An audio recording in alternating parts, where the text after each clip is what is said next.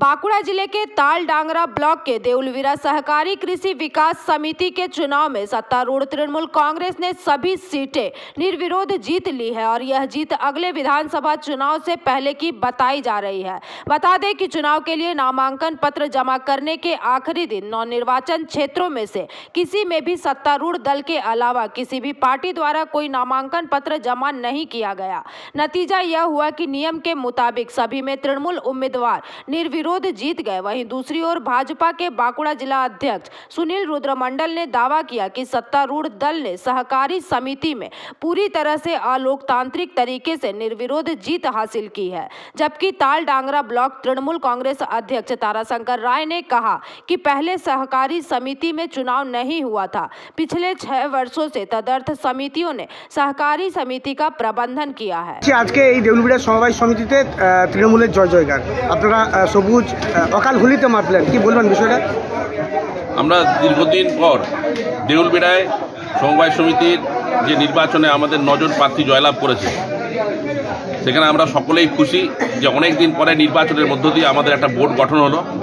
সেই বোর্ডে আমাদের 9 জন প্রতিনিধি জয়লাভ করেছে এবং সকলেই সমর্থন করেছে মমতা ব্যানার্জি তৃণমূল কংগ্রেসের এই সরকারকে, যে কৃষিকে যেভাবে মমতা ব্যানার্জি এগিয়ে নিয়ে যাচ্ছে এবং যেভাবে কৃষকদেরকে হেল্প করেছেন কৃষক বন্ধুর মধ্য দিয়ে, এবং কৃষি কার্যে যে ক্ষয়ক্ষতি হয় তার যে মমতা বন্দ্যোপাধ্যায় যেটা উপকার করেন এবং সেটা আমাদেরকে প্রত্যেকটা কৃষক উপকৃত হচ্ছে, সেই জায়গা থেকে আমরা সকলেই এটার মতামত দিয়েছেন যে তৃণমূল কংগ্রেসের প্রতিনিধিদেরকে সকলে মিলে ভোট দিয়ে জয়যুক্ত করেছেন।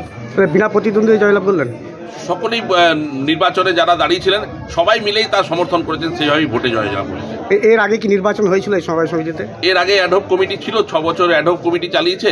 আর আগে যে নির্বাচনগুলো হতো সেগুলো কিন্তু যেখানে প্রতিনিধিরা বসে থাকতো, গ্রাম থেকে বলতো যে আমার গ্রাম থেকে একে প্রতিনিধি করা হবে, সেই রকমভাবে প্রতিনিধি হতো। এই নির্বাচন পদ্ধতির মধ্য দিয়ে কোনোদিন এখানে সাধারণ সবার মধ্য দিয়ে এখানে হতো, প্রতিনিধি গঠন হতো। এই প্রথম নির্বাচনের মধ্য দিয়ে আমরা জয়লাভ করলাম।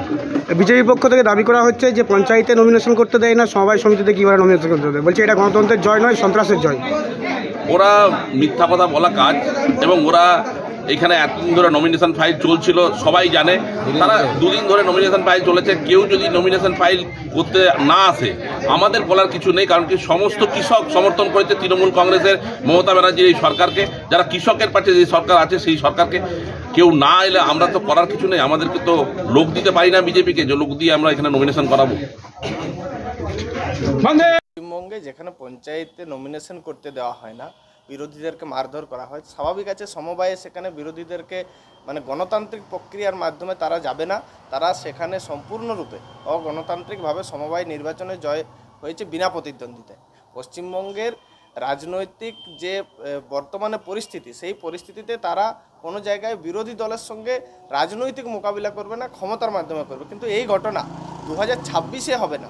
2026-এ ভারতীয় জনতা পার্টি তৃণমূলকে একেবারে সম্পূর্ণরূপে পর্যদস্ত করবে পশ্চিমবঙ্গের মানুষজনকে সঙ্গে নিয়ে।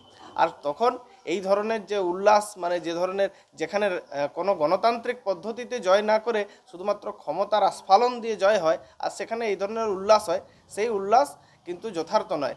আসল উল্লাস হবে 2026-এ গেরুয়া রঙে নবান্ন যখন রাঙিয়ে দেওয়া হবে, পশ্চিমবঙ্গের মানুষজন যখন গেরুয়া রঙে রাঙবে, কারণ পশ্চিমবঙ্গের মানুষজন তৃণমূল কংগ্রেসকে সমস্ত দিক থেকে বহিষ্কার করেছে।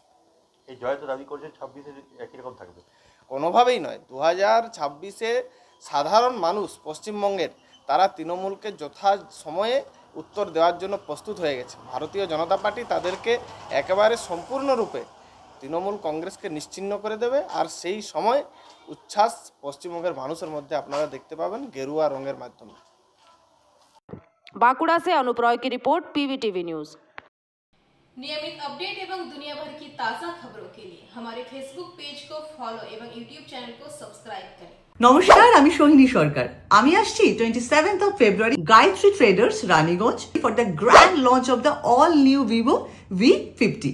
প্রচন্ড এক্সাইটেড আমি। আপনাদের সাথে দেখা হবে, আড্ডা হবে, আর ছবি তো অবশ্যই তুলতে হবে। অবশ্যই আসুন, দেখা হবে।